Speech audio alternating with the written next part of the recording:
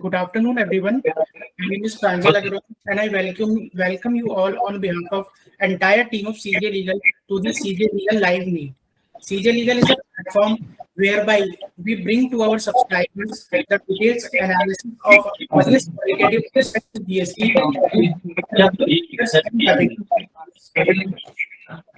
GST landscape has been Kindly put everybody yourself on mute. I request everyone to please mute yourself.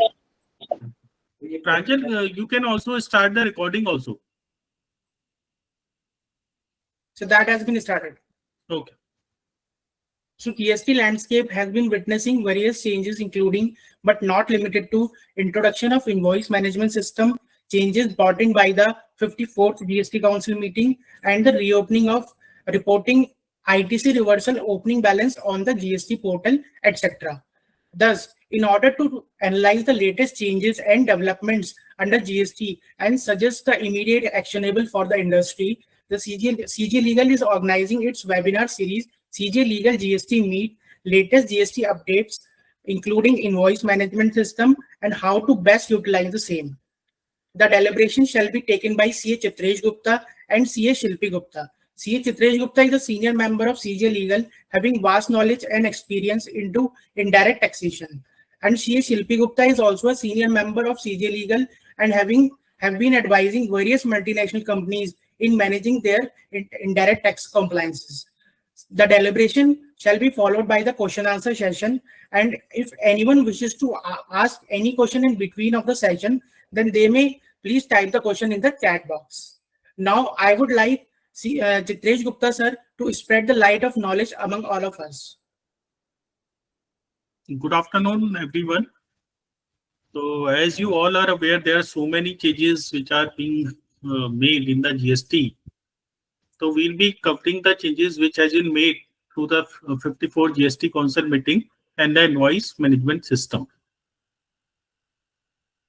This is the agenda for discussion. So, we'll be discussing the key recommendation of the P54 GST Council meeting, then the circular which has been issued consequent to this meeting, then introduction to invoice management system, then other GST updates. So first, let us start with analysis of recommendation issued for facilitation of trade. First is waiver of interest or penalty for demand under section 73 for financial years 17, 18, 18, 19 and 19, 20 for the initial 3 assessment years. So, sir, white section 146 of the Finance Act 2024, a new section 128A has been inserted under the CGST Act to provide for the waiver of interest and penalties for demand notices issued under section 73. So, friends, the point to be noted here is they have used a section 73, not section 74 for the initial 3 financial year, that is 17, 18, 18, 19 and 19, 20. Now, this section which has been inserted, section 128A, has been notified with effect from 1st November 2024. Sir, sorry to interrupt in between. Sir, your slides are not moving. Slides moving. Just I'll share it again. Yes.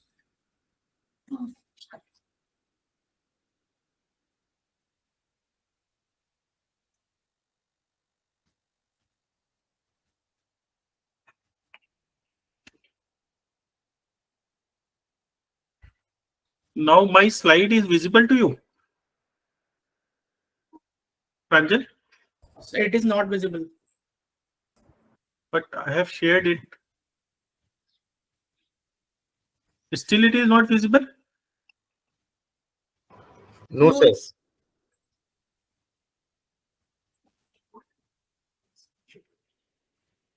Let me again do it. Okay. Share entire screen कर दूं.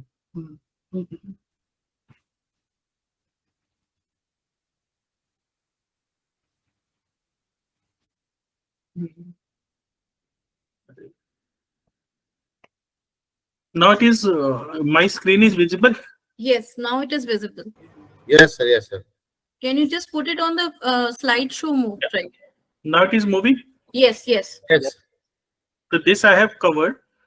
So I was on the analysis of the recommendation issued for facilitation of trade. The first is a waiver of interest or penalty for demand under Section 73 for the initial 3 years, that is 17, 18, 18, 19, and 19, 20. So, sir, we are already aware that the government has inserted new Section 128A to provide for the waiver of interest and penalty for demand notice issued under Section 73 for the initial 3 years. And now this section is going to be notified with effect from 1st November 2024. So, sir, one thing which is to be noted here is this section provides the waiver of interest and penalties only for the demand notice issued under Section 73, not Section 74. So these are the 4 situations which has been covered under Section 128A. First is SCN pending, meaning thereby Section 73 में आपको SCN issue हुआ हुआ है, but वो adjudicate नहीं हुआ. Second scenario is ठीक है आपको SCN issue हुआ था, उसका order pass हो गया, लेकिन आपने appeal file करी और वो first appeal में वो pending है. The another case is कि ठीक है आपकी first appeal भी decide हो गई थी, आपने appeal file करी tribunal में and tribunal में वो appeal pending है. So virtually it is not possible, reason being tribunal is not yet formed, but they have given in the provision. And the fourth is notice or order under Section 74 considered as non-fraud case by appellate authority or tribunal or court for which order passed or to be passed under Section 73. Meaning thereby जो आपको initial notice आया था या order आया था वो Section 74 में आया था, which is for the fraud case. But later on in the appeal, the court or the appellate authority found that the case does not pertain to Section 74.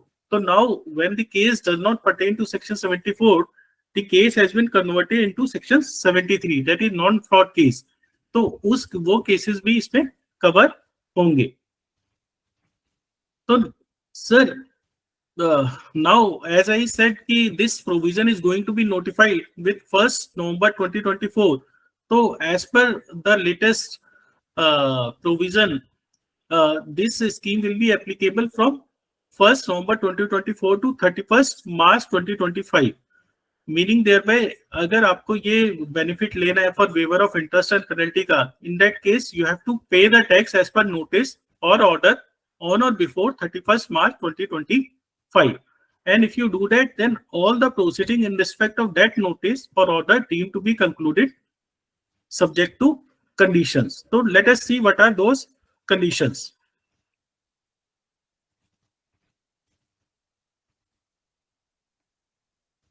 I think still there is some issue. I am just doing it.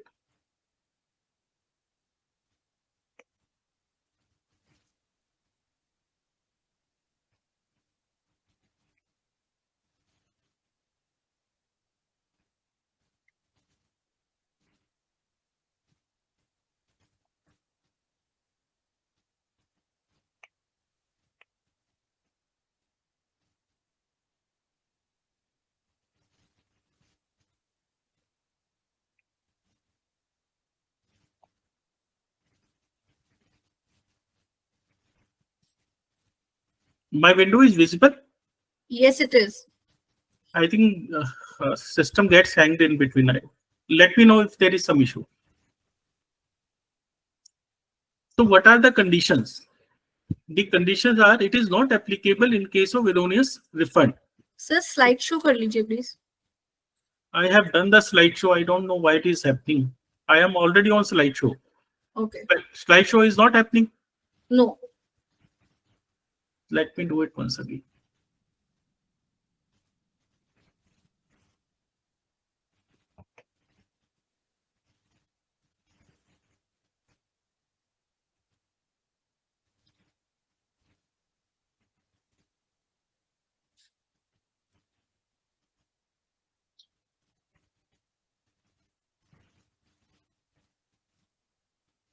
Now my screen is visible. Not yet, sir. So I think let me re-log in. I think because I am doing it, but it is not visible to you.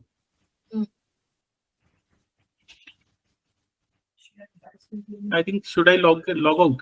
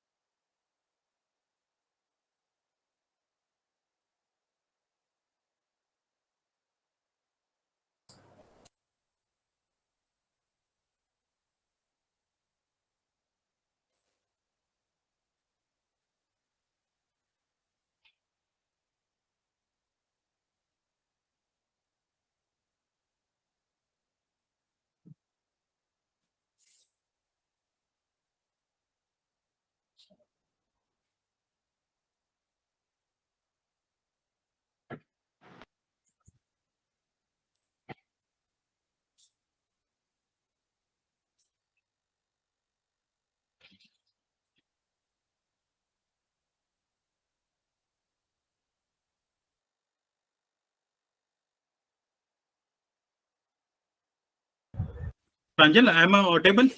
Yes, sir. My screen is visible now. Yes. Friends, sorry for the inconvenience. So I'm again starting. So second is, if an appeal already filed by the department or revisal of proceeding initiated by the department, the amount of tax payable is increased. The same shall be payable within 3 months from the date of said order. Meaning देर में अगर department ने appeal करी थी या कोई revisionary proceeding करी थी और आपके अगेंस्ट कोई ऑर्डर आता है, तो as per that order you have to pay the demand within 3 months. The another is interest and penalty has already been paid.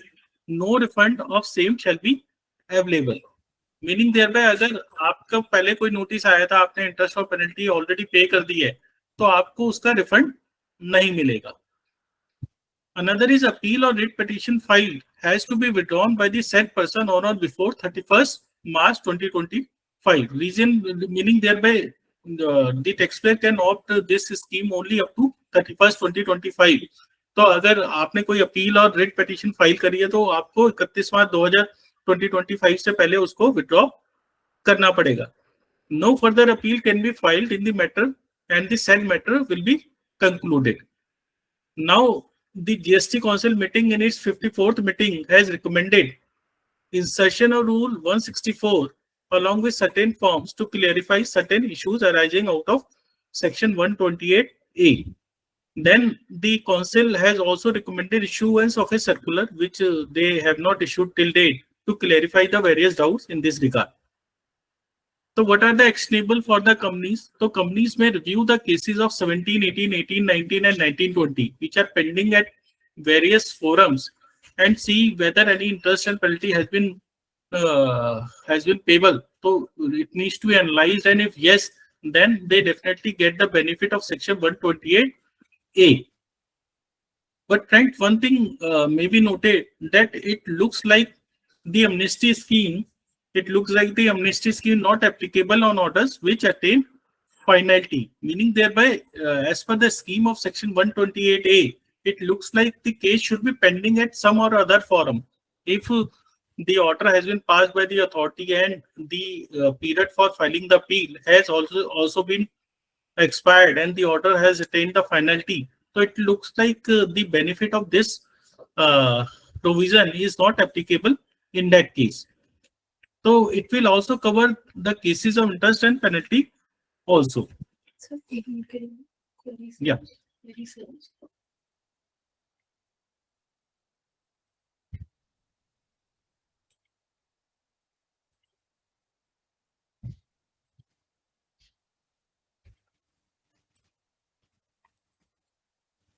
You have to select this.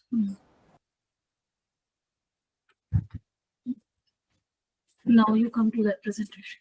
Now select show.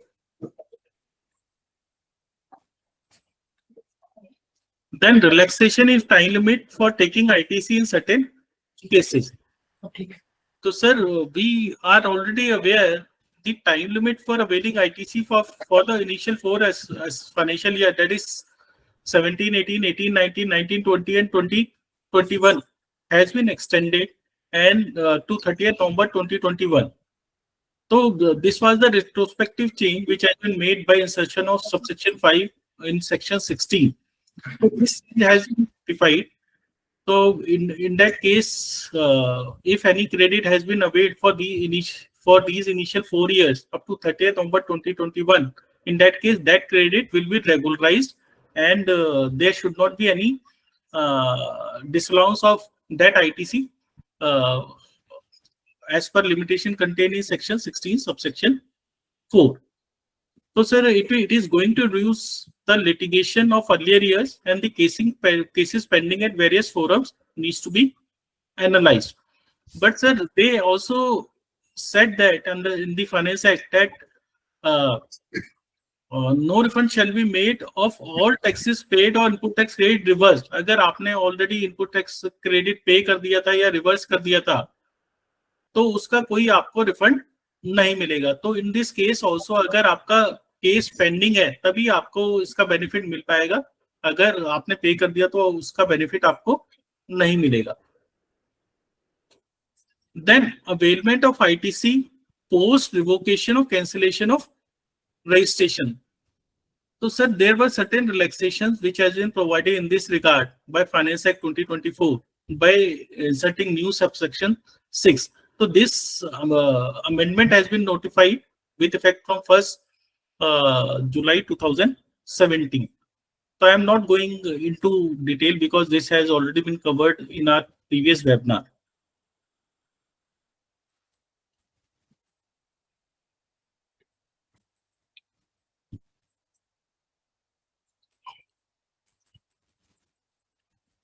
Just wait a minute.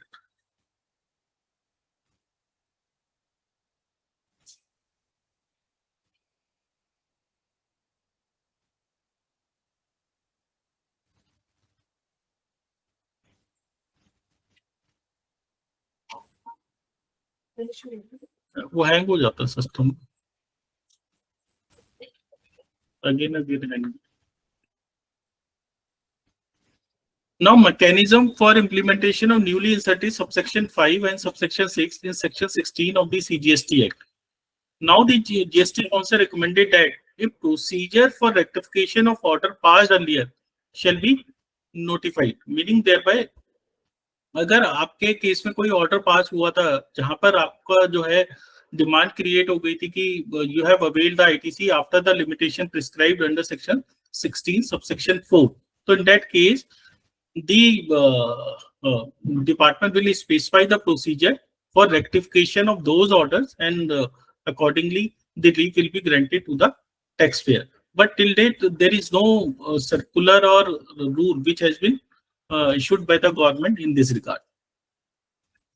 The another is e-invoicing in case of B2C supplies. So the GST Council has recommended rollout of a pilot for B2C invoicing. Presently, if we see, the invoicing is applicable only in case of B2B transaction and in case of exports, but they are planning to extend the invoicing facility in case of B2C supplies. The pilot project will be rolled out on voluntary basis in selected sectors and the states. So they'll be coming out with a selected sector which will be required to issue the invoice and the states which will be covered under this. It will also provide an opportunity to the retail customer to verify the reporting of the invoice in the GST system. Now, sir, the another change is eligibility of a refund on export of goods where the benefit of certain assumption notification avail. तो sir मेरा एक rule 96 है, सब rule 10 है, वो कहता है कि अगर आपने एक्सपोर्ट करा with payment of tax basically, तो in that case you can not import certain goods by availing certain exemption notification. तो अगर आपने इंपोर्ट करते हुए कुछ कंसेशनल और अजम्पशन नोटिफिकेशन का बेनिफिट लिया है, इन that case you can not do the export of those goods with payment of tax. So there is a restriction which has been contained in rule 96 subsection 10 subrule 10. So now there was a issue that in certain cases the person who were holding advance authorization license have imported the goods under certain assumption notification and exported the goods with payment of IGST. Now the issue was there because as per the present law, since they have availed the assumption notification at the time of importation, they cannot export the goods with payment of IGST. So in that case, the refund was denied to those exporters. So in order to remove that ambiguity, the government has come out with a circular number 233/27/2024 dated 10th September 2024. And as per this circular, where the inputs were initially imported without payment of integrated tax and compensation cess by availing the benefit of the notification, but IGST and compensation cess on such imported inputs are subsequently paid, meaning thereby आपने पहले assumption benefit लिया था, लेकिन बाद में आपने उन imported goods पे IGST और compensation cess pay कर दिया, along with applicable interest, and the bill of entry in respect of import of said inputs got reassessed to the judicial custom authorities to this effect. Then the IGST paid on exports refunded to said exporter shall not be considered to be in contravention of Rule 96 Subrule 10. So, sir, basically to regularize the earlier cases and to provide the benefit in these cases, this circular has been issued. The another is analysis or recommendation related to change in rate or assumption on goods and services. The first is life and health insurance services. The GST Council recommended to constitute a group of ministers to holistically look into the issue pertaining to GST on life insurance and health insurance. The GOM is expected to submit the report by end of October 2024. The second is transport of passenger by helicopters. So in case of transportation of passenger by helicopters on seat sharing basis, the rate of GST has been notified as 5%. So sir, this will not cover the charter of helicopter. If you hire the entire helicopter, in that case, the GST rate will be 18% only. The another is flying training courses. To clarify by way of circular that approved flying training courses conducted by DGC approved flying training organization are exempt from levy of GST. So this clarification is going to be issued. The fourth is supply of research and development services. The GST Council recommended to exempt supply of research and development services by government entity or a research association or university or college or other institution notified under section 35 of the Income Tax Act using the government or private grant. So past demand to be regularized on as is where is basis. Then fifth is preferential location charges. तो friends हमें generally देखा है जब भी हम कोई घर खरीदते हैं तो बिल्डर कई बार हमसे अगर हम कहते हैं कि हमें फर्स्ट फ्लोर का घर चाहिए या सेकंड फ्लोर का चाहिए या पार्क फेसिंग चाहिए तो बिल्डर हमसे प्रेफरेंशियल लोकेशन चार्जेस मांगता है। तो there was always a dispute कि जो प्रेफरेंशियल लोकेशन चार्जेस हैं इस पे जीएसटी किस रेट से लगेगा या ये कहाँ पर क्लासिफाई होंगे। तो इस डाउट को रिमूव करने के लिए जीएसटी काउंसिल ने रिकमेंड करा है कि preferential location charges taken along with the construction service will be treated as composite supply and will be eligible for the same tax treatment as the main supply, that is the construction service. This sixth is import of service by branch office. To exempt import of service by an establishment of a foreign airlines company from a related person or any of its establishment outside India when made without consideration. So this was the issue because lot of services were imported by the foreign airlines which are operating in India from their establishment outside India, and they were slapped with lot of notices कि they are required to pay the GST on that. To provide relief to those airlines, the GST Council has recommended to exempt these services, and they further said to regularize the past period on as is where is basis. Seventh is affiliation services. The council has also recommended to clarify that affiliation services provided by education boards like CBSE are taxable. So they are saying the affiliation services were taxable since beginning. However, now they are saying to exempt the affiliation services provided by central or state educational boards, education council, and other similarly placed bodies to government school prospectively. Meaning thereby अगर वो presently provide कर रहे हैं government schools को, तो it is still taxable. But in future they will be coming out with the notification, and in that case, if the affiliation services provided by educational boards etc. to government schools etc., in that case those will be exempted.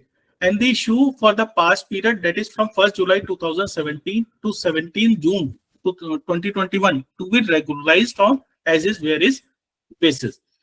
Further, the GST Council has recommended to clarify by way of circular that affiliation services provided by universities to their constituent colleges are not covered within the ambit of assumption, meaning thereby those affiliation services provided by universities are totally taxable at the rate of 18%.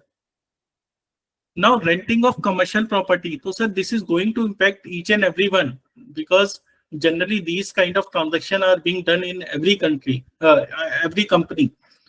Meaning thereby अगर कोई भी company या कोई भी person, कोई भी registered person कोई commercial property rent पे लेता है, in that case that registered person will be required to pay the tax on the renting of commercial property from unregistered person. तो पहले ये जो था टैक्स था वो खाली आरसीएम में रेजिडेंशियल प्रॉपर्टी था, renting of a residential property from unregistered person to registered person.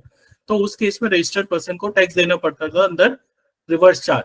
Now the same provision has also been extended in case of commercial property, meaning thereby once this provision has been notified and once this change has come in, if you are taking any commercial property on rent from unregistered person, in that case the company will be liable to pay the tax under RCM.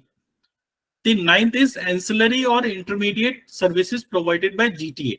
तो friends हमें पता है कि GTA जब अपनी transportation की services provide करता है तो there are various other ancillary services which are being provided by GTA, like loading, unloading, packing, unpacking, transshipment, temporary warehousing, etc.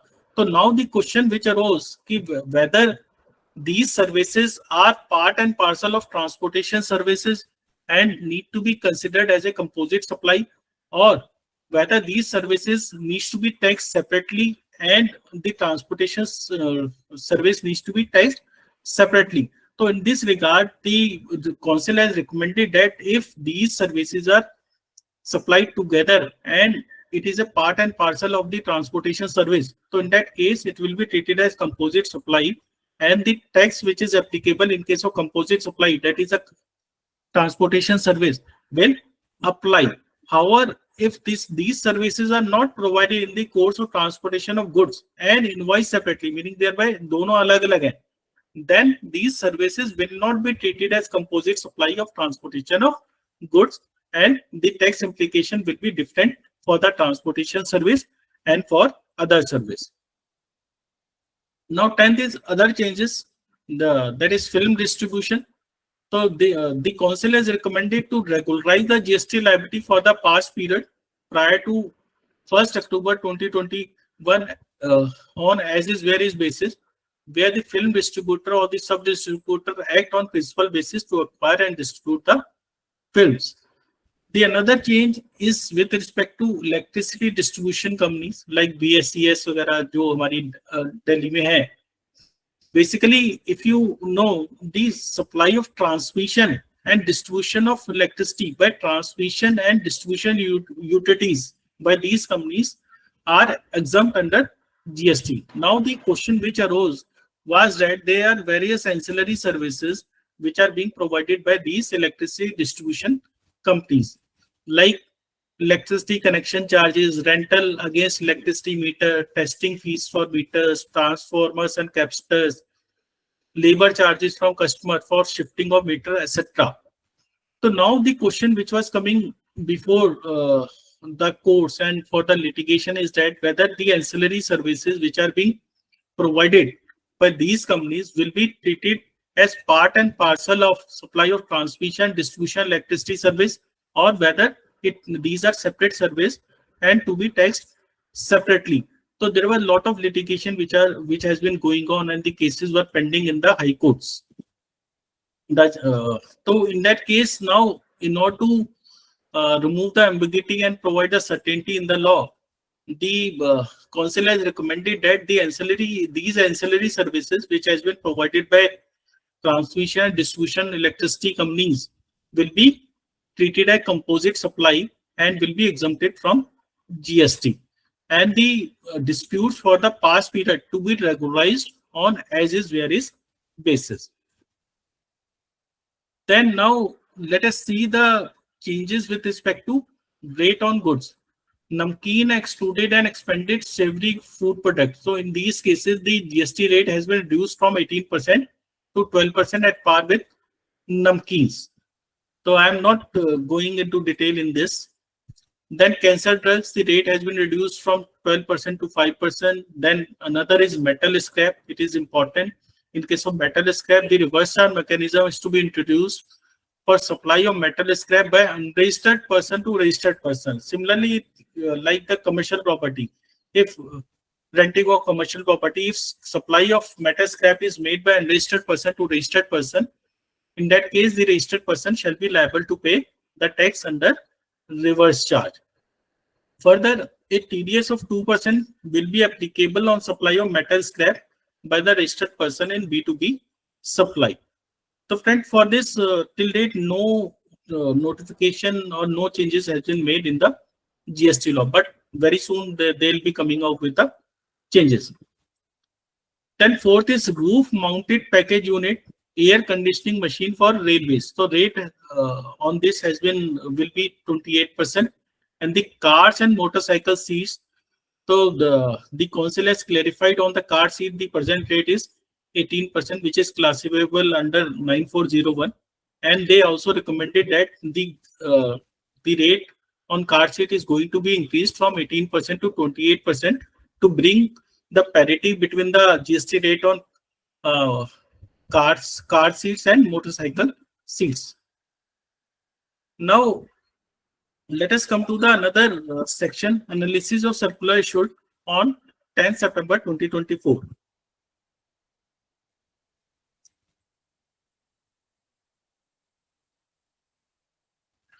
First is clarification on availability of input tax credit in respect of demo vehicles. So sir, admissibility of input tax credit on demo vehicles was a long dispute for which a lot of contrary advance ruling has been given by the advance ruling authority. Now, in order to put rest the controversy, the GST Council has recommended to issue the circular, and circular has already been issued by the department. And they said the ITC on demo vehicle shall not be blocked under section 17(5), and the ITC shall be available as these are used for further supply of such motor vehicles. So now you will be eligible to take the ITC on demo vehicles. So past cases will need to be analyzed. If you have purchased the demo vehicle and you have not availed the ITC, so in that case you can explore to avail the ITC now. The another is ITC on other motor vehicle used by the dealer. So there may be a case the motor vehicle dealer is using the vehicle for transportation of its employees or management, etc. So friends, we already know the ITC on motor vehicle having sitting capacity of less than 13% is blocked under section 17(5). So in that case also, when it is used by the dealer for its own purposes, so in that case the ITC shall not be available. The another is ITC on demo vehicle when dealer is acting as an agent. In this case, the demo vehicle is not purchased by the dealer but has been provided by the car manufacturer to the agent for using it as a demo vehicle. So in that case, since the dealer is acting as an agent and he has not purchased the motor vehicle, the claiming of ITC does not, question of claiming ITC does not arise in this case. The another is clarification in respect to advertising services provided to foreign clients, whether the advertising company qualifies as intermediary. So friend, there may be a case when the Indian company provide the advertising services to the foreign clients, and for providing those advertising services, the Indian company procures various services from different vendors. Now the question which is coming and the lot of litigation which is going on, whether the advertising company, basically the company which is providing the advertising services, will be treated as intermediary and liable to pay the tax, since the location, in that case, place of supply will be the location of supplier. So to clarify these doubts, the government has issued circular number 230 dated 10th September 2024, wherein they have specified two cases. The first case is where the advertising company involved in the main supply of advertising service, meaning thereby जो advertising company है उससे main supply दी है, including resale of media space to the foreign client on principal to principal basis, meaning thereby यहाँ पर जो है दो agreement है. पहला एग्रीमेंट जो है एडवर्टाइजिंग कंपनी का फॉरेन क्लाइंट के साथ है to provide the advertising services. Second agreement जो है वो एडवर्टाइजिंग इंडियन एडवर्टाइजिंग कंपनी का मीडिया कंपनी के साथ है to purchase those services. So in that case, since both the transactions are done on principal to principal basis, these transactions cannot be considered as intermediary, and the place of supply in this case will be governed by the default rule, that is section 13 subsection 2, that is the location of the recipient. The second case is where the advertising company merely acts as an agent of the foreign client, meaning thereby the advertising company is acting as an agent only, and there is a direct contract between the foreign company and the media company in India, and there is no contract between the media company and the Indian advertising company. So when there is a direct contract and the advertising company is only facilitating the provision of services, in that case it will be treated as intermediary, and the place of supply will be determined as per section 13 subsection 8 subsection B, clause B, that is the location of the supplier.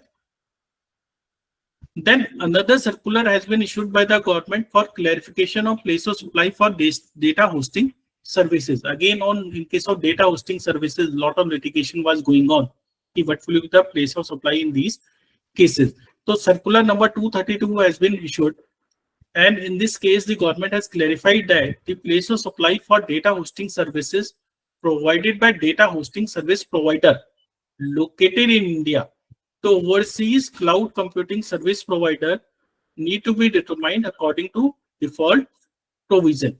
Meaning thereby अगर कोई data hosting service provider है जो India में located है और वो overseas cloud computing service provider को कोई सर्विस देता है डेटा होस्टिंग की, in that case जो default provision है that is section 13 subsection 2 will be applicable. चल रहा है. Accordingly, supply of data hosting service being provided by data hosting service provider located in India तो overseas cloud computing entity can be considered as export, जो कि जब हमने कह दिया है कि इस केस में लोकेशन ऑफ रिसिपिएंट होगा प्लेस ऑफ सप्लाई, तो डेफिनेटली जब location of recipient is outside India, तो in that case it can be covered under export of services. Now friends, this is all from my side. Now I hand over to my partner Shilpi for taking the next section, that is introduction of invoice management system. You can come. No, you can come here. Don't disturb it.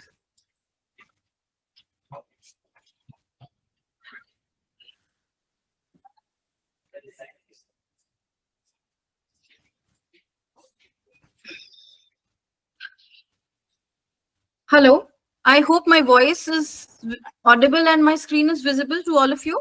Yes, ma'am. Okay. So very good afternoon to all of you once again. And now we'll be discussing about invoice management system. Sir invoice management system का आज की date में बड़ा धूम चल रही है कि बिकॉज 14 अक्टूबर से ये ऑपरेशनल हो जाएगा. तो first of all what is invoice management system?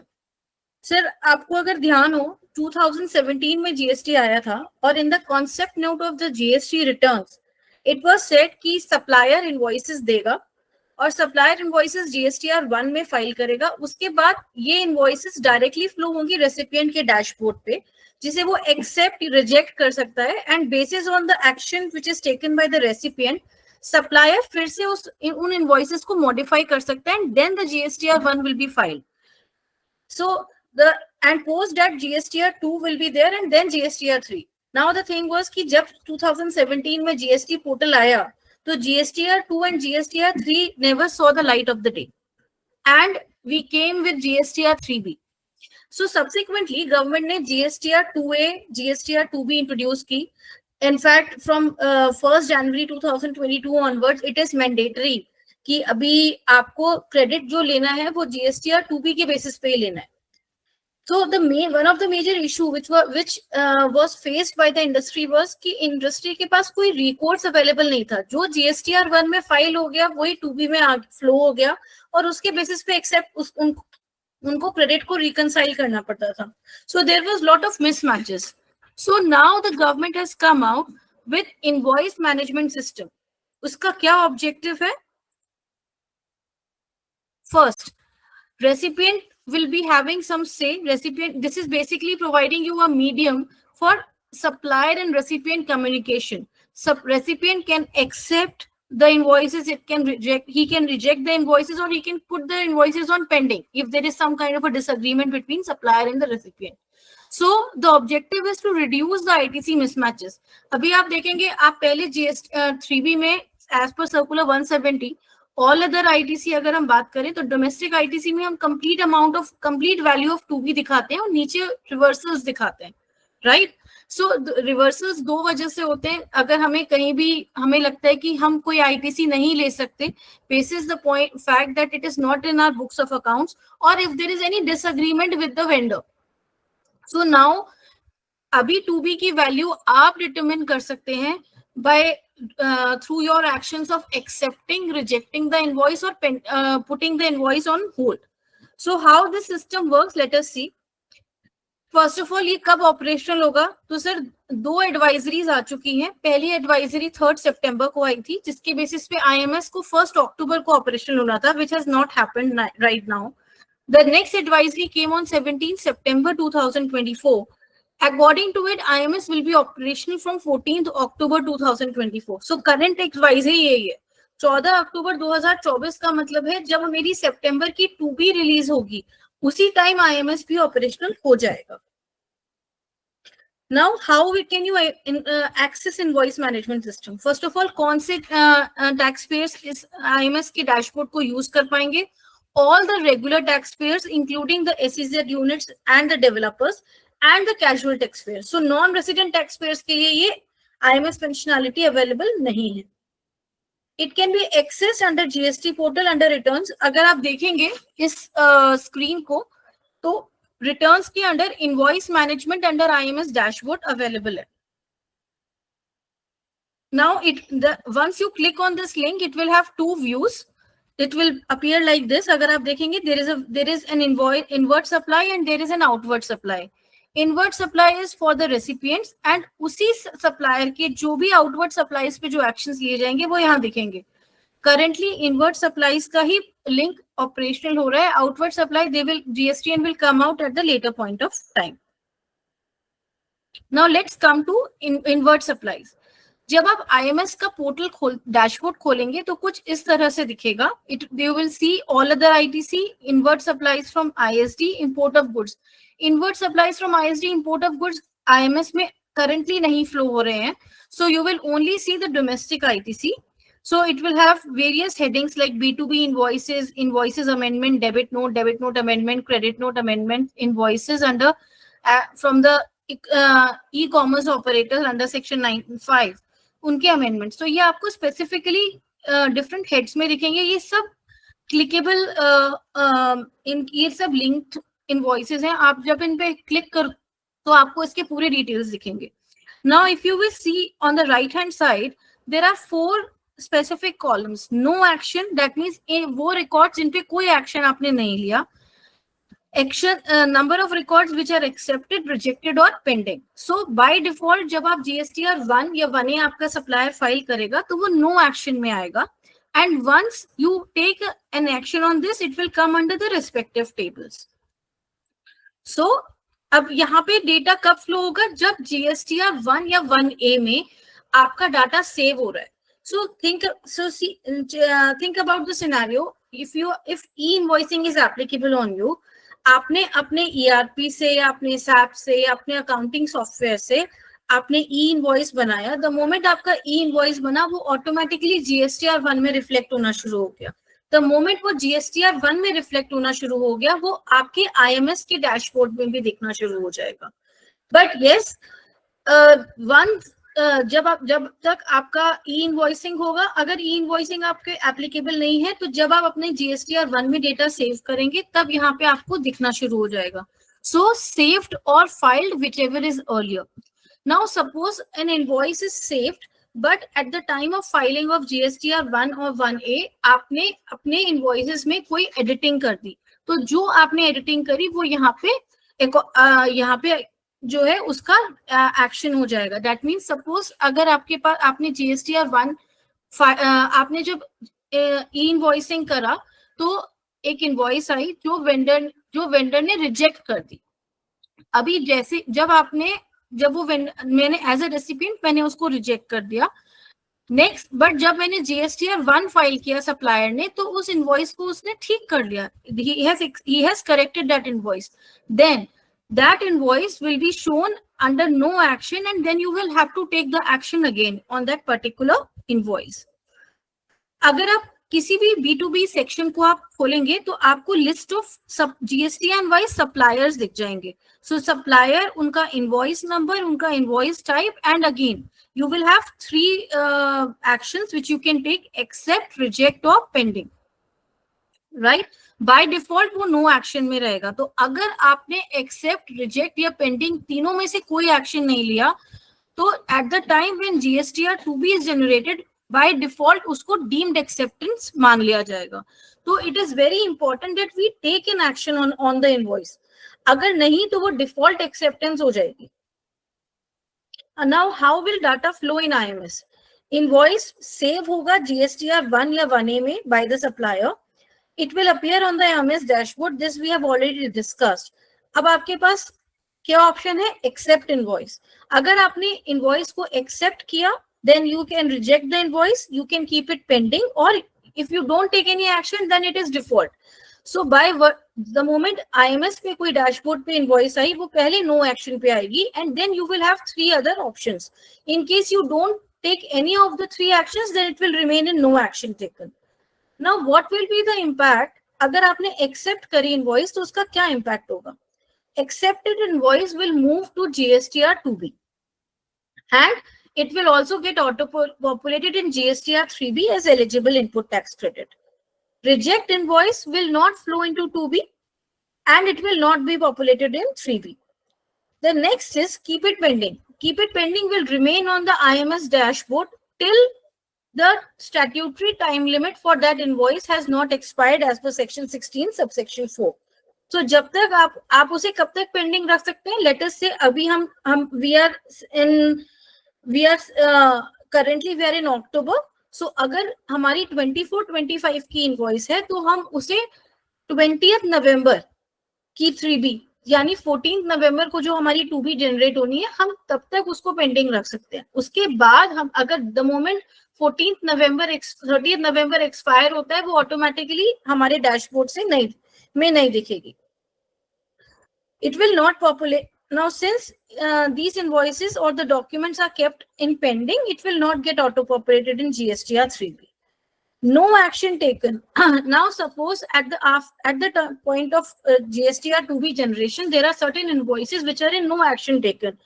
Now, as per system, it will be considered as deemed acceptance and it will move to GSTR 2B and subsequently also get populated under eligible ITC under GSTR 3B.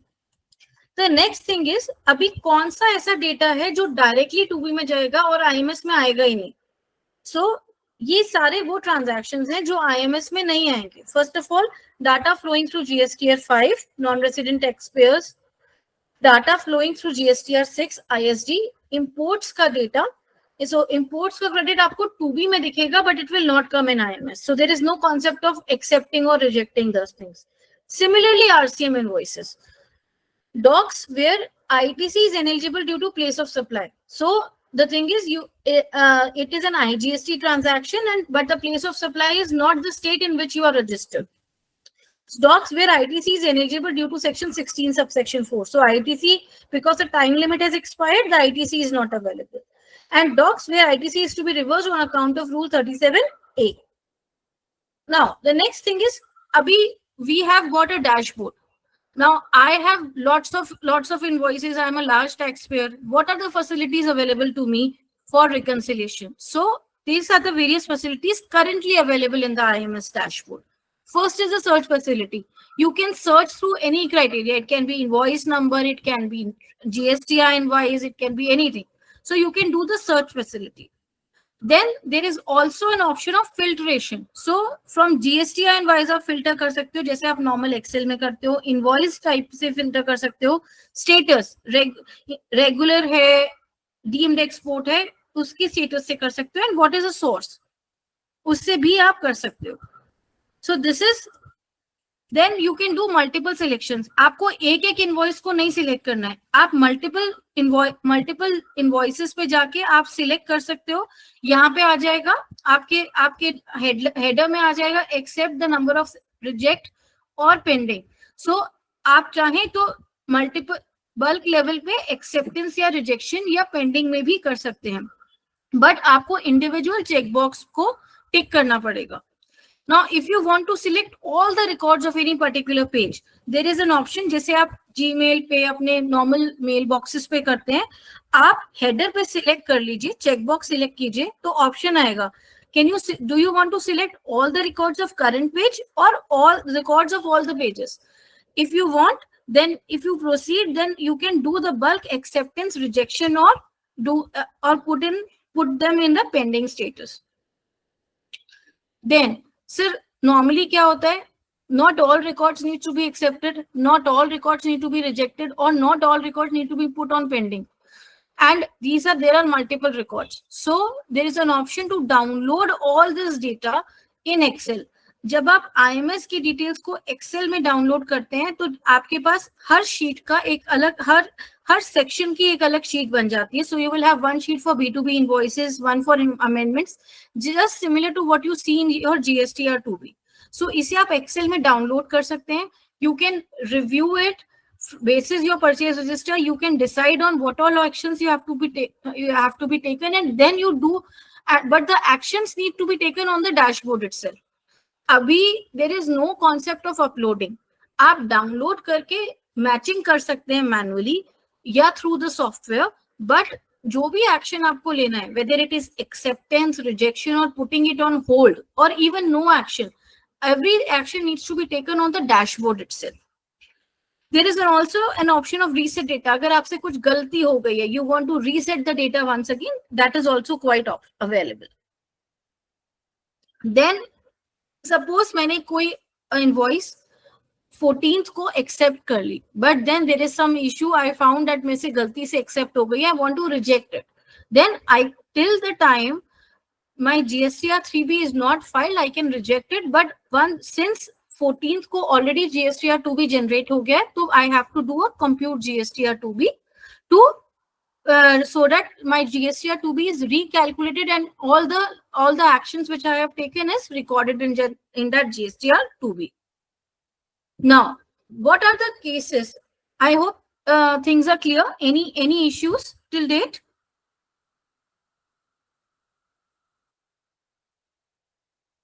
Okay, so I'm just going forward.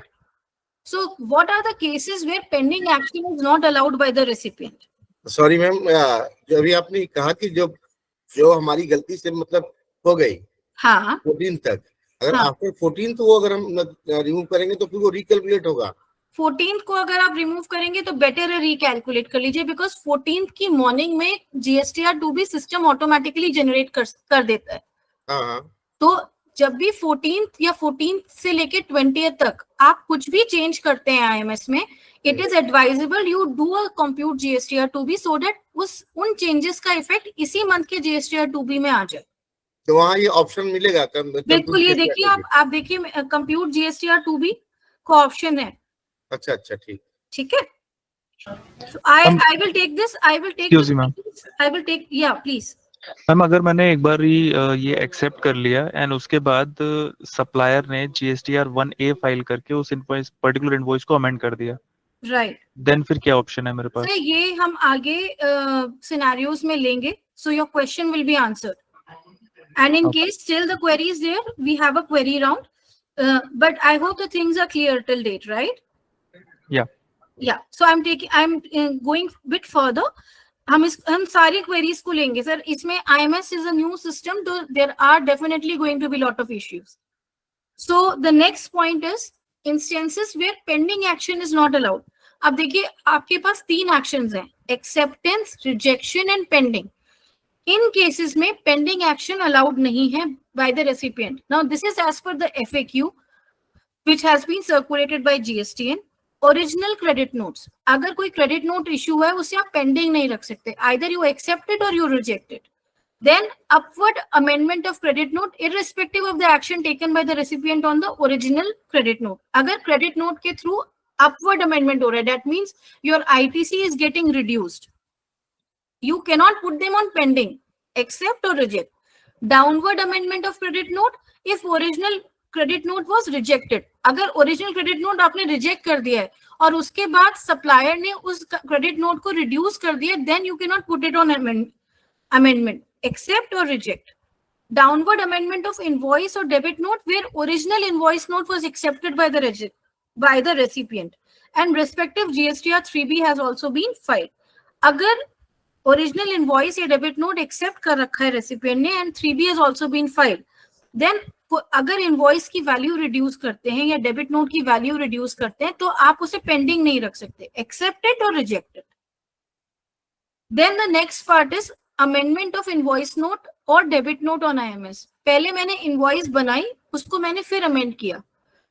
अब ऐसे cases में what is the status, how these things are being taken care in IMS, that is being discussed here. Sir, इन सभी cases में एक principal point है कि अगर हमारा एक ओरिजिनल इनवॉइस या डेबिट नोट है या इवन क्रेडिट नोट जो नेक्स्ट स्लाइड में आएगा और उसके बाद हम उसको अमेंड करते हैं, तो IMS हमें ये कहता है कि आपको पहले ओरिजिनल इनवॉइस या डेबिट नोट को एक्सेप्ट या रिजेक्ट करना पड़ेगा। First you need to take the action on that particular debit note and then subsequently आप amended debit note या credit note या invoice पे action ले सकते हैं। So अभी हम इस पे 2 cases study करते हैं। invoice और debit note 2 different 2B periods का है। That means मैंने invoice बनाया अगस्त 2024 में और उसके बाद amendment जो उसका फाइल किया वो सितंबर 2024 में किया। तो इस केस में first action has to be taken on the original record, file GSTR 3B and then the action can be taken on amended record, and whatever is the final action taken on the amended record that will So if the recipient wants to take the action on amended record and not on original record, that will not be allowed by the system. That is quite logical. पहले original कीजिए, फिर amended कीजिए. Similarly, अगर same GSTR 2B period में है, let means मैंने September 3rd को एक invoice बनाया, मुझे लगा वो invoice में कुछ वैल्यू कम आ गई, and then मैंने उस invoice को particularly amend करा in my GSTR 2B of September itself. Then first I need to bring the original invoice or debit note from pending status to either accept and reject. System will not allow any actions to be taken on the amended record, and then I have to take the action on the amended tax invoice and debit note, और जो भी मैंने action amended tax invoice या debit note पे लिया है, that will prevail. Correct? Same चीज credit note में भी वो बोल रहे हैं कि पहले आपको ओरिजिनल क्रेडिट नोट या डेबिट नोट पे एक्शन लेना पड़ेगा और उसके बाद अमेंडेड क्रेडिट नोट पे लेना पड़ेगा. अब बात करते हैं जनरेशन ऑफ जीएसटीआर 2B. ये एक बहुत बड़ा ग्लिच है, बहुत सिस्टम में इस there are lot of confusions in the industry with respect to GSTR 2B. अब जो एज पर द जो ड्राफ्ट मैनुअल आया है, जो FAQ आया है, उसके बेसिस पे जो हमारी अंडरस्टैंडिंग बनती है, that is what we are going to share.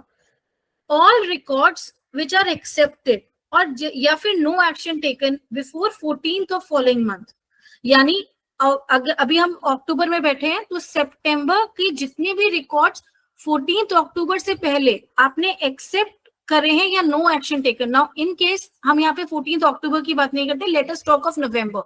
सो अगर मेरे जितने भी अक्टूबर के रिकॉर्ड्स हैं वो 14th नवंबर से पहले मैंने ऑल रिकॉर्ड्स या तो एक्सेप्ट कर लिए, जो रिकॉर्ड्स मैंने एक्सेप्ट करे हैं या जिसपे मैंने कोई एक्शन नहीं लिया है, 14th नवंबर को जीएसटीआर 2B जनरेट हो जाएगी through the system. It is an automatic generation. इसमें हमारा हमें कोई अलग से रिकम्प्यूट करने की जरूरत नहीं है. सिस्टम एज जैसे अभी भी वो 14th को जीएसटीआर 2B जनरेट होती है, तो वही उसी तरह से जनरेट होगी. But now the source of data for GSTR 2B with respect to domestic supplies will be the IMS records जिसपे आपने एक्शंस लिए हुए हैं, आइदर दे आर एक्सेप्टेड और no action has been taken. Now suppose 14 से 20 तक आपने GSTR 1 late file करी या जीएसटीआर 1A फाइल करी, जो 14th to 20th के बीच में है, उस केस में GSTR 2B needs to be recomputed. आपको हमने एक ऑप्शन दिखाया था, रिकम्प्यूट जीएसटीआर 2B. जब तक आप जीएसटीआर 2B के रिकम्प्यूट ऑप्शन के ऊपर क्लिक नहीं करेंगे, तब तक 2B नहीं अमेंड होगी. सो अभी तक जिसे हम जीएसटीआर 2B को एक डायनेमिक, एक स्टैटिक स्टेटमेंट बोलते थे, और हम अपने डिपार्टमेंट को कहते थे नहीं जीएसटीआर 2B तो स्टैटिक है. सो जीएसटीआर 2B स्टैटिक बनेगी, but 20th as on 20th November बनेगी, as the 20th of following month जब हमारा जीएसटीआर 3B हम फाइल करते हैं, तब तक ये जीएसटीआर 2B डायनेमिक हो सकती है. And it is dynamic only from the point of view of recipient, यानी सिर्फ रेसिपिएंट ही रिकम्प्यूट कर सकता है. अगर आपने कोई एक्शन लिया, सपोज 14 से 20th के बीच में आपने कुछ रिकॉर्ड्स को एक्सेप्ट किया, रिजेक्ट किया या पेंडिंग में डाला, बट आपने जीएसटीआर 2B रिकम्प्यूट नहीं करी, तो आपकी 2B की वैल्यूज चेंज नहीं होंगी, तो 3B में भी अकॉर्डिंगली आपको लेके जाना पड़ेगा. So it is advisable any changes post 14th and between 14 to 20th 2B को रिकम्प्यूट कीजिए. In case any GSTR 1 is saved post 20th of the following month, वैसे तो GSTR 3B से पहले GSTR 1 फाइल होनी ही होती है. सो ये केसेस कम होंगे, बट सपोज बट यहाँ पे क्या है कि आपका जो वेंडर है उसने GSTR 1 लेट फाइल करी, GSTR 1 20th, आपकी 3B फाइल होती है 20th को, GSTR 1 ही उसने लेट फाइल करी, देन जो भी उसके GSTR 1 के डिटेल्स होंगे वो आपके IMS के डैशबोर्ड में आ जाएंगे, but that will be taken care in the 2B of the following month. I hope I am clear. The next thing is, अभी ये तो मंथली टैक्स पेयर्स की बात हुई, क्वार्टरली टैक्स पेयर्स का क्या होगा? क्वार्टरली टैक्स पेयर्स में IMS कैसे वर्क करेगा? तो क्वार्टरली टैक्स पेयर्स में 1 क्वार्टर को आप 1 मंथ की तरह ट्रीट कीजिए. M1 GSTR 2B will not be generated on monthly basis, but here GSTR 2B will be generated on a quarterly basis. और जो भी IMS में आपने acceptance rejection करनी है for month 1 and month 2 and month 3, वो month 3 के बाद जो 14th को होगा तब टू बी जनरेट होगा और उसको हम बोलेंगे form GSTR two B Q. And then in case आपने कुछ चेंजेस करे after 14th, that means let us say अगर हम अभी दिसंबर की बात करें, ये क्वार्टर है सितंबर टू दिसंबर, सितंबर टू दिसंबर का सारा IMS का फंक्शन, सारे इनवॉइसेस जो आपके सप्लायर ने आपके ऊपर रेज करे हैं एज ए रेसिपिएंट, वो आपको आपको IMS के डैशबोर्ड पे दिखना शुरू हो जाएंगे।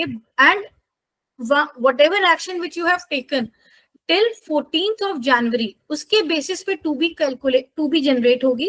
And in case you want to take any further action or you want to amend your action, that you can do, and you have to recompute the GSTR 2B before the filing of GSTR 3B, which is on 20th of January. Now, this is with respect to GSTR 2B. अभी हमें क्या करना है as a tax payer? अगर आप मुझसे पूछे तो मुझे फ्रैंकली ये लगता है कि पहले हमें GSTR 2B जनरेट करनी होती थी, GSTR 2B जनरेट होती थी और उसके बेसिस पे हम रिकंसिलिएशन करते थे। We used to do all the work of the reconciliation और उसके बेसिस पे हम GSTR 3B फाइल कर देते थे। अभी क्या करना पड़ेगा? फर्स्ट ऑफ ऑल आपको 3B फाइल करने के लिए 20th तक वेट करना पड़ेगा, सो दैट जो भी आपको एक्शंस लेने हैं वो इसी मंथ में आप उसका इम्पैक्ट ले पाए। तो पहले अगर आप देखते थे कि 3B फाइल आप पहले 18, कुछ लोग 17th को ही कर देते थे, कुछ 18th को, कुछ 19th को। अभी most of the recipients will wait till 20th to file their GSTR 3B। Why? Because अगर किसी भी सप्लायर ने GSTR 1 लेट फाइल की है, 1A लेट फाइल करी है, उसमें जो भी अमेंडमेंट्स हुए हैं उसका इम्पैक्ट अगर उन्हें इसी महीने की 3B में लेना है तो उसके लिए उनको वेट करना पड़ेगा। They have to recompute GSTR 2B again so that it gets reflected in GSTR 3B and they can take the impact of that on their ITC in GSTR 3B. सबसे ज्यादा इंपॉर्टेंट क्या है sir tax payers के लिए? पहली चीज training to staff, कैसे download होगा, कैसे एक्शंस लिए जाएंगे, ये सब चीजें आपको अपने GST के स्टाफ जो भी GST के लिए काम करता है, रिकंसिलिएशंस करता है, उनको समझाना पड़ेगा। You have to also coordinate with the vendors कि जो भी GSTR 1 फाइल करेंगे या 1A फाइल करेंगे टाइमली मैनर में करें। अगर 1A फाइल हो रहा है तो इट इज एडवाइजेबल कि आपके वेंडर्स आपको एक बार इंटीमेट भी कर दें। देन दो भी से कि ई इनवॉइसिंग के थ्रू डाटा IMS पोर्टल पे आता रहेगा, बट ई इनवॉइसिंग के थ्रू जो डाटा IMS पोर्टल पे आता रहेगा वो हमें पता नहीं है कि वेंडर GSTR 1 के टाइम पे कब चेंज कर दे। तो इसलिए इट इज रिकमेंडेड कि IMS का डेटा जो आपको रिकंसिलिएशन के पॉइंट ऑफ व्यू से चेक करना है वो 11th के बाद कीजिए, यानी पोस्ट फाइलिंग ऑफ GSTR 1। जो भी रिकंसिलिएशन या जो भी एक्शन लेना है वो 11 to 14th के बीच में एक बार लीजिए। And then all the records of जो भी आप एक्शन ले रहे हैं वो एक एक्सेल शीट में बना के रखिए, so that can always be reviewed and rechecked. Also one of the very important thing is, क्योंकि हम ये अपलोडिंग, हमारे पास अभी ऑप्शन ऑफ अपलोडिंग नहीं है, हमें जो भी एक्शन लेना है वो डैशबोर्ड पे लेना है। एंड कंसिडरिंग कि जितने भी हमारे क्लाइंट्स हैं वो यूजुअली बहुत ही वॉल्यूमिनस डेटा पे काम करते हैं, तो आई एम श्योर इसको सॉफ्टवेयर कंपनीज लेकर आएंगे, इसके लिए ऑप्शंस होंगे इंटीग्रेशन के। बट जब तक वो नहीं है तब तक ध्यान से एक्शंस लेना है, बिकॉज डैशबोर्ड पे लेना है, इनवॉइस लेवल पे एक्शंस लेने हैं, so there are lot of chances of mistakes. So एक एक्सेल में रिकॉर्ड रखिए और उसको मैच करिए before filing of GSTR 3B। A very important point, क्या ब्लॉक्ड ITC, सपोज मैंने कुछ खाने का सामान मंगाया, कुछ किराना का सामान मंगाया वेंडर्स के थ्रू, मतलब I have purchased some grocery items, I have purchased Diwali gifts, क्या उन एंट्रीज को भी मुझे एक्सेप्ट करना है? The answer is yes. You first accept it, bring them in 2B and then reverse it in GSTR 3B। अभी आप देख रहे होंगे कि department is coming very heavily कि आपने GSTR 17(5) का कुछ भी रिवर्सल नहीं दिखाया हुआ GSTR 3B में। So it is important, this will, now we can show that reversal only when it will flow from IMS to GSTR 2B and then subsequently gets reversed in GSTR 3B. IMS dashboards need to be reviewed before filing GSTR 3B. Sir, this is very important. GSTR 3B file करने से पहले एक बार IMS dashboard जरूर देखिए, कितने records accept हो गए हैं, जो रिकॉर्ड्स पेंडिंग एक्शन में है या नो एक्शन है. अगर सपोज किसी वेंडर ने आपके GSTR 1A फाइल करा है, आपको नहीं पता चलेगा, बट बिफोर फाइलिंग 3B अगर कुछ भी चीज नो एक्शन में आ रही है तो उसको एक बार चेक कर लीजिए, is it a part of your reconciliation exercise or not. In case it is not the part of your reconciliation exercise, then it is important that you put it into any of the 3 buckets: acceptance, rejection और pending action. अगर आपको लगता है अभी आप उस पर action नहीं लेना चाहते तो pending action में रख लीजिए, बट उसे pending action के bucket में रखिए. Once this is clear, then only you file your 3B, so that जो भी 1 और 1A का impact है उस पर्टिकुलर मंथ का, वो आप उस पर्टिकुलर मंथ के ही 3B में लेके क्लोज कर पाए. In case of any additional document, now suppose कुछ एडिशनल डॉक्यूमेंट अवेलेबल होता है post generation of GSTR 2B on 14th and you require some time to take action, you know, you need to discuss it with the vendor, कुछ problem है, कुछ है, put them under pending action and recompute GSTR 2B.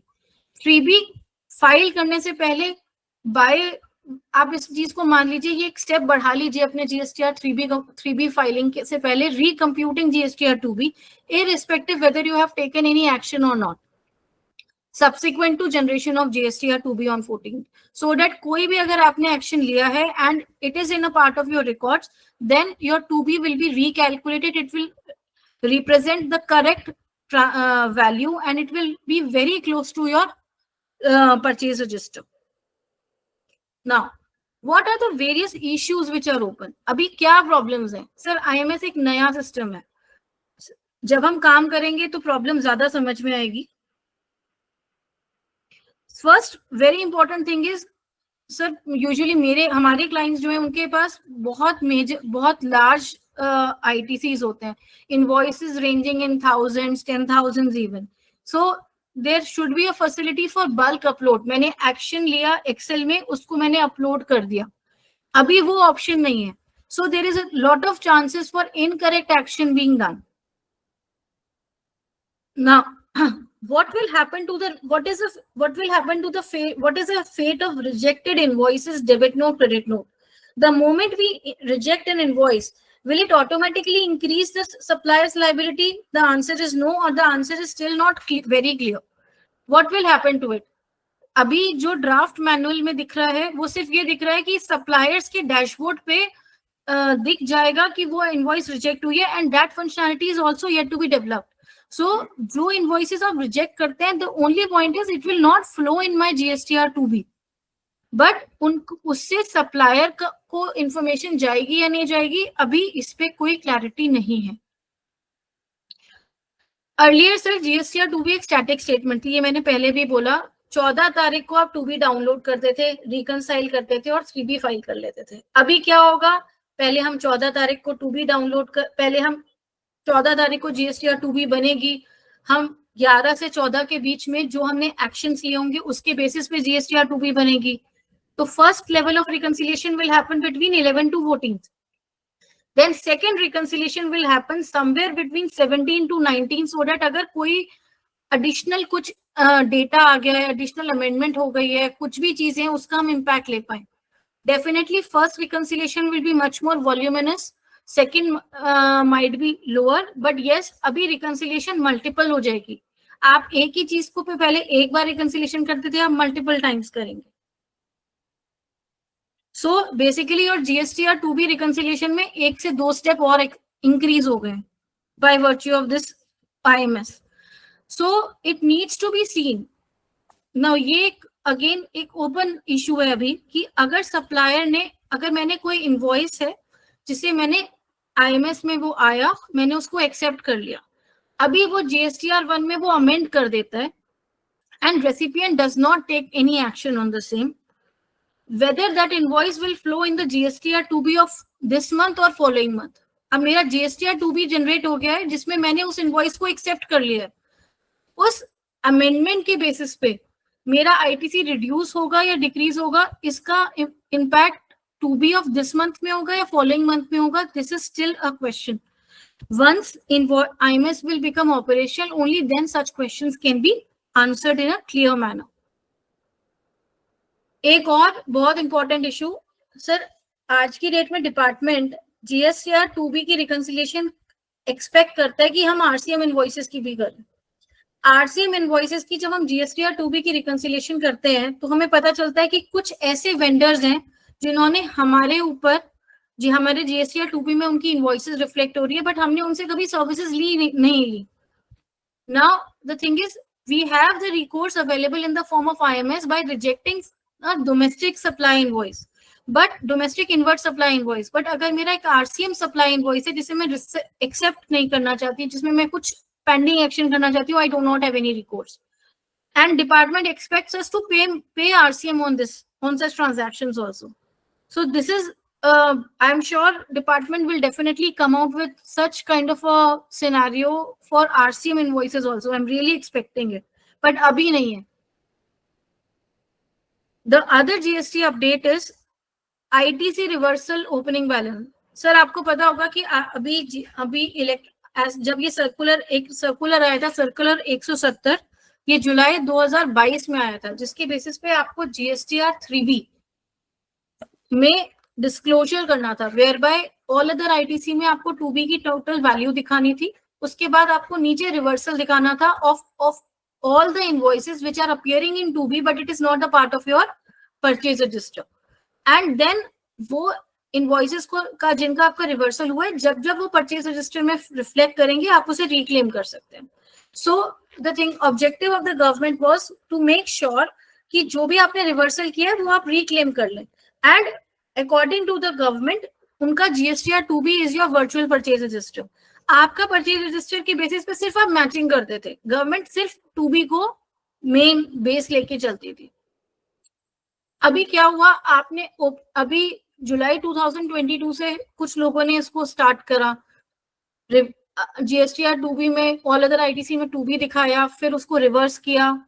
जो भी ऐसी entries थी जो basically मेरा GIT SIT है, entries which are coming in my 2B but it is not the part of my books of accounts, वो reversal होती थी. नेक्स्ट मंथ में जब GIT SIT में वो GIT SIT मेरे बुक्स में रिफ्लेक्ट होता था तो मैं उनको रिक्लेम कर लेती थी. अभी क्या हुआ कि गवर्नमेंट वांट्स टू एंश्योर कि जितना अमाउंट मैंने रिवर्स किया है मैं उससे ज्यादा रिक्लेम तो नहीं कर रही हूँ. So they came out with this statement called ITC. They came out with their just a minute. So they came out with this statement called Electronic Credit Reversal and Reclaim Statement.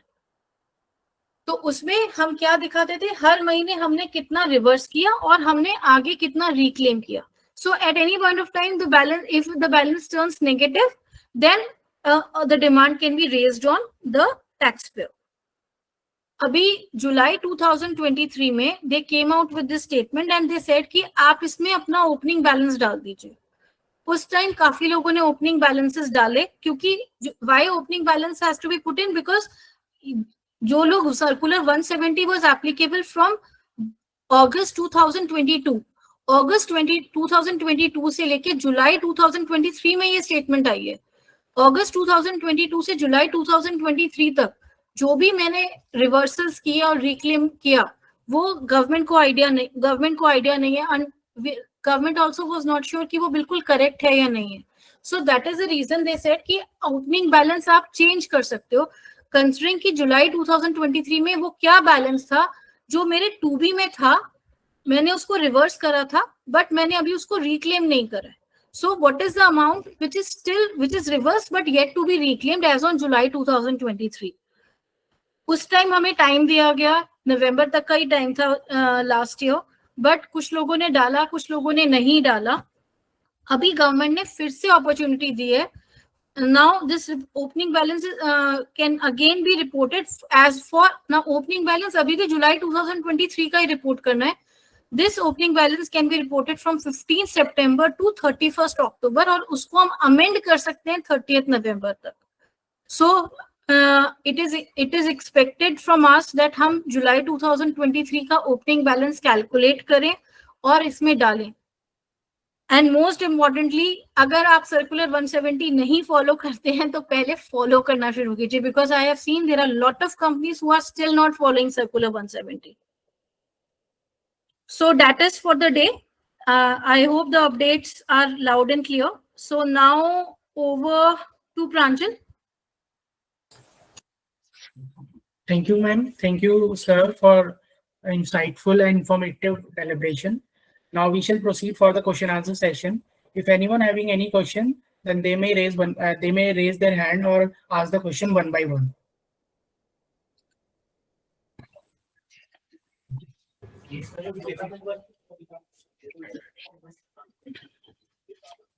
जी चतुर्वेदी जी. अच्छा, Chaturvedi, after जिसे हमने अपना return जो है 3B हमने 18th को file कर दिया, उसके बाद किसी ने अगर अमेंड किया तो उसका इफेक्ट क्या होगा?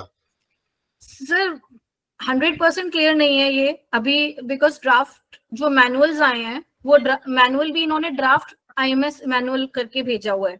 It is even also not the final manual, but to my understanding अगर GSTR 3B फाइल हो गई है उसके बाद कोई एक्शन लिया जाता है तो वो आपके IMS के डैशबोर्ड पे ही रहेगा for, and you can take that action for the in the GSTR 2B of the following month. Okay. और एक क्वेश्चन मैम, एक स्क्रैप में मेटल स्क्रैप जो हम सप्लाई करेंगे अनरजिस्टर्ड को, तो हमें RCM में टैक्स पे करना है? सर नहीं, उसमें वो था कि अगर अनरजिस्टर्ड डीलर को स्क्रैप मेटल स्क्रैप सप्लाई कर रहा है तो रजिस्टर्ड डीलर को RCM में टैक्स देना है. तो अगर आपका कोई वेंडर है जो अनरजिस्टर्ड है और वो आपको मेटल स्क्रैप सप्लाई करता है तो त्रिवेदी को उसमें RCM में टैक्स देना पड़ेगा. This is for inverse supply. But this is for this is the recommendation which has been made, but it is still no notification has been issued to this effect. सो ये sell side पे नहीं है, purchase side पे रहेगा आपके लिए.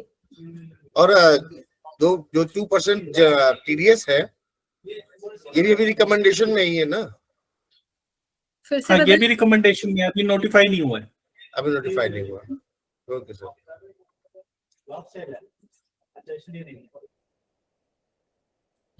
Sir, any other query?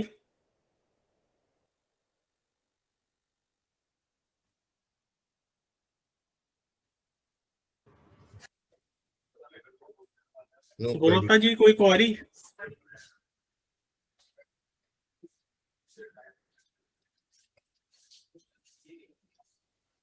Arjun कुछ पूछ रहे थे.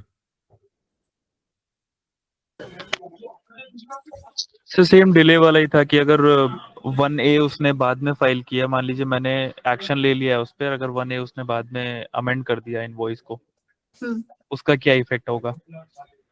Arjun, it all depends upon 14 को तो GSTR 2B जनरेट हो ही जाएगा, that is generated by the system.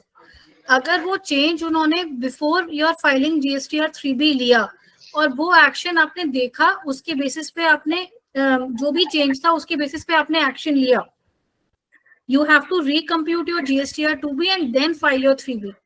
But in case आपने 3B भी फाइल कर दी है, देन वो एक्शन नेक्स्ट मंथ के डैशबोर्ड, नेक्स्ट मंथ के IMS डैशबोर्ड पे रिफ्लेक्ट करेगा. सो मेरे ख्याल से चतुर्वेदी जी, इस केस में क्या होगा कि अभी तक जो हमारा एक कॉन्सेप्ट था कि हम GSTR 3B 18 को फाइल कर देते थे, अगर आप चाहते हैं कि लेटर से अक्टूबर महीने के जो भी इनवॉइसेस हैं, 90 से 95% इनवॉइसेस अक्टूबर महीने के क्रेडिट में का ही पार्ट बने और आगे फ्लो ना करे, जो भी चेंजेस सप्लायर ने किए हैं या आपने फॉलो अप करके कराए हैं, अक्टूबर के चेंजेस अक्टूबर में ही चले जाएं. तो अभी वो कॉन्सेप्ट जो GSTR 3B हम 20 से पहले 18 या 17 को फाइल कर देते थे, वो छोड़ के हम 19 तक वेट करें और उसके बेसिस पे रिकंसिलिएशन, फाइनल रिकंसिलिएशन करने के बाद ही 3B फाइल करें. और मैम जो पेंडिंग एक्शन हम छोड़ेंगे वो फॉलोइंग मंथ में अवेलेबल होगा एक्सेप्ट और रिजेक्ट करने के लिए? हाँ. वो पेंडिंग एक्शन जब तक वो इनवॉइस सेक्शन 64 के टाइम लिमिट के अंदर है तब तक वो वहां पे रहेगा. ठीक है. बट पेंडिंग में रहेगा. इशू इसमें यह है कि अगर आपने नो एक्शन में छोड़ दिया तो वहां इशू है, नो एक्शन को डीम्ड एक्सेप्टेंस माना जाएगा। अच्छा, तो नो एक्शन और पेंडिंग एक्शन क्योंकि दोनों सिमिलर साउंड करते हैं, इसलिए इंपॉर्टेंट है कि आपका 3B से पहले, फाइल करने से पहले IMS डैशबोर्ड पे देखिए कोई नो एक्शन में ना हो, या तो पेंडिंग में हो या एक्सेप्टेंस या रिजेक्शन की बकेट में हो। मींस जो हम पहले 2B का डेटा और अपने GSTR2 रजिस्टर को रिकंसिलिएशन करते थे, हाँ, तो हम IMS और GSTR2 को अपने GSTR2 को रिकंसाइल करें, बिल्कुल परचेज रजिस्टर को, और उसके अकॉर्डिंगली एक्शन लें। हाँ, आपको पहला रिकंसिलिएशन 11 से 14 के बीच में करना चाहिए, और उसके बाद एक सेकेंड रिकंसिलिएशन आपको 17 से 19 के बीच में करना चाहिए। बहुत हैशल वर्क नहीं हो गया? सर वो One thing, since it's an optional system, what if we do not follow it? We put all the things in pending. Each and every invoice will carry forward to but you have be to only. put everything, so you're following it, na Arjun ji. If you're putting everything in pending, nothing will flow in GSTR2B.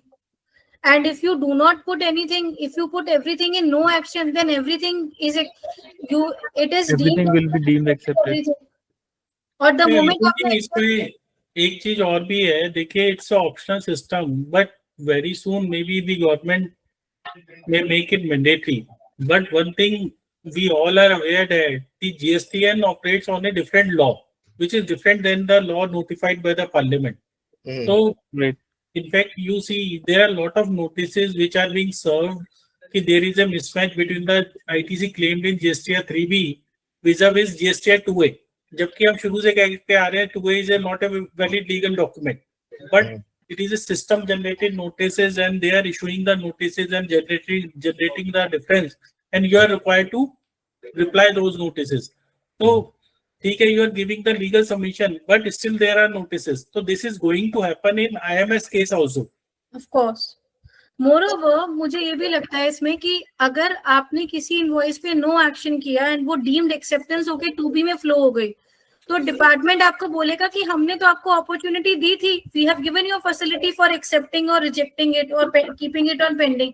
अगर आपने कोई action नहीं लिया, that means आप you are accepting that ITC and you should have a valid document behind it and it should be eligible to you and you might have claimed it in 3B. आप उसको doubt नहीं कर पाओगे। नहीं, अभी तो ma'am 3B में हम पूरी GSTR2B में जितनी वैल्यू रिफ्लेक्ट होता है वो क्लेम करते हैं। उसके बाद आप उसे रिवर्स भी करते हैं ना? हाँ, 4.1 में फिर B2 में रिवर्स करते हैं। राइट सर, मैं वही कह रही हूँ, हम वही अगर आप 14 अक्टूबर अगर हम कोई एक्शन न लें और हमारा पूरा GSTR2B रहे और हम यही करते रहे, तो क्या जो हम 4B2 में जो रिवर्सल करते थे वैसा वो इसमें से अभी हम फर्दर इन फॉलोइंग मंथ में क्रेडिट अवेल करेंगे? तो सर आपका रिवर्सल का वैल्यू कम हो जाएगा, तो it will be easier for you ना। आप ये देखो कि अभी आप अगर आप जो आप अमाउंट रिवर्सल में दिखाते थे वो आप पेंडिंग एक्शन में भी कर सकते हो, तो आपका